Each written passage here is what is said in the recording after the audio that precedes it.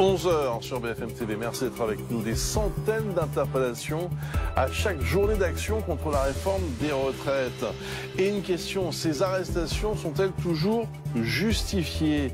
La contrôleuse générale des lieux de privation de liberté dénonce une instrumentalisation des gardes à vue à des fins répressives. Denis Jacob est en direct avec nous, secrétaire général du syndicat Alternative Police. Merci d'être avec nous ce matin pour nous parler de cette polémique. Est-ce qu'elle vous paraît justifiée d'ailleurs? Est-ce que ça vous paraît normal qu'on essaie de comprendre pourquoi on envoie autant de monde jusque dans les commissariats et on en fait sortir autant sans poursuite en quelque sorte? Bonjour Bruce Toussaint. Écoutez, qu'on en parle, c'est tout à fait normal, ça fait partie du débat démocratique quand une manifestation a connu des violences extrêmes comme on a pu les connaître le 1er mai. Une ultra-violence que moi, personnellement, je n'avais pas vécu depuis que je manifeste au mois de janvier. Pour autant, les éléments qui sont avancés me paraissent très partiaux, en tous les cas, certainement très incomplets. Je rappellerai quand même que la garde à vue, c'est pour mettre à disposition d'un enquêteur une personne qui est à minima suspectée d'avoir commis une infraction. Donc quand on a les violences qu'on a connues, avec des attroupements importants, que les policiers interviennent, vous imaginez bien que sur un tel climat de confrontation, on n'a pas le temps de déterminer très précisément qui a fait quoi. Donc on procède aux interpellations et on emmène au commissariat pour mise à disposition des enquêteurs, du procureur, et pour pouvoir vérifier qui a fait quoi, il nous faut un certain temps d'enquête, et donc on place les personnes en garde à vue. Alors effectivement, dans le lot, il y a des personnes qui, après vérification, n'ont rien à se reprocher et sont remises en liberté. Mais être mis en garde à vue ne veut pas dire être coupable de quelque chose, mais à minima d'être suspecté d'une infraction. Et moi, j'inviterais, et je trouve très bien l'idée du ministre de l'Intérieur et du préfet de police, d'avoir invité le sénateur Jérôme Durain, que vous avez sur votre plateau, je crois, hier, à être en immersion dans une unité de police qui était notamment la Bravem, qui a défrayé la chronique il y a quelques semaines, et de constater par lui-même ce qu'était l'action de police et à quoi on avait affaire en termes de violence. Et je pense que Madame Simoneau, comme Madame Hédon, devraient elles aussi participer à ce type d'immersion pour bien comprendre ce qui se passe, parce que c'est toujours facile de critiquer une action de police quand on n'en prend qu'une infime partie du déroulé complet. Donc voilà ce que j'avais à dire, Bruce Toussaint. Je pense qu'en débattre, c'est tout à fait naturel, c'est démocratique et il faut en débattre, mais il faut avoir tous les éléments en sa possession et ne pas aborder une question d'un seul prisme. Vincent?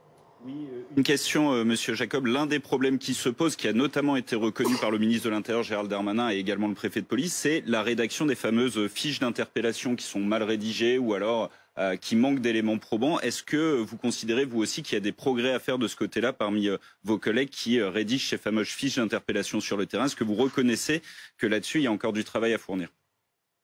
Mais je veux dire, on est perfectible, bien évidemment. La police nationale ne cesse de se remettre en question et d'essayer d'améliorer son mode de fonctionnement et les moyens mis à disposition. Mais quand vous avez le nombre d'interpellations qu'on a connu le 1er mai, un peu plus de 300, vous imaginez bien que sur 5 commissariats ou 6 commissariats où on va transférer les personnes, mais on a un délai très contraint de garde à vue qui est de 24 heures à minima, surtout si en finalité il n'y a pas eu d'infraction de constater, et qu'il faut aller très vite dans la rédaction des fiches, et que malheureusement, effectivement, il peut y avoir des erreurs et qu'il faut perfectionner tout cela. Et d'ailleurs, je le dis, on a demandé depuis maintenant 6 ans à ce qu'on fasse une simplification de la procédure pénale, notamment de manière dématérialisée, justement pour accélérer le travail des policiers par des saisines informatiques plutôt que de taper à l'ordinateur à longueur de journée. Ça fait partie de nos propositions. D'ailleurs, je crois que le garde des Sceaux est en train de présenter un projet de loi qui prend en compte cette revendication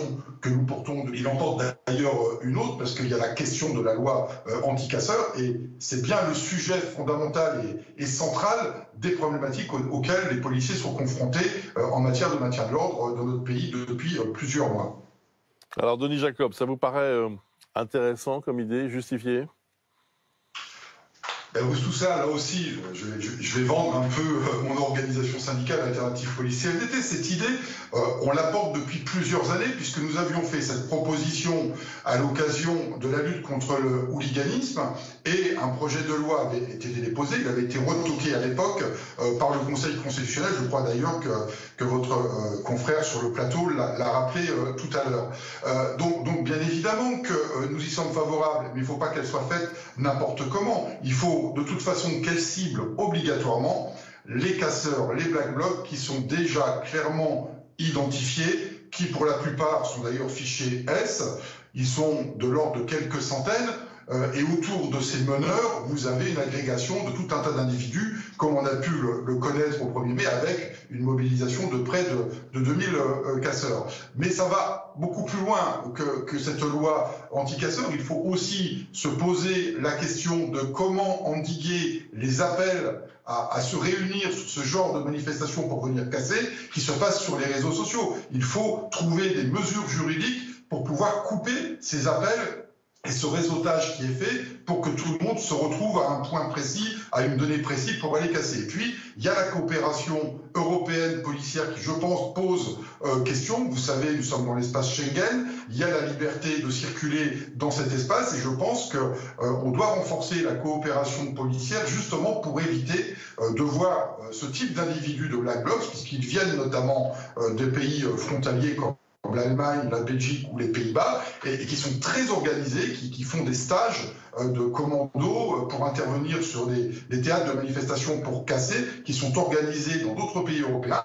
Et donc il faut renforcer cette coopération policière en amont pour éviter de les retrouver sur ce type de manifestation. Merci Denis Jacob, merci pour votre intervention.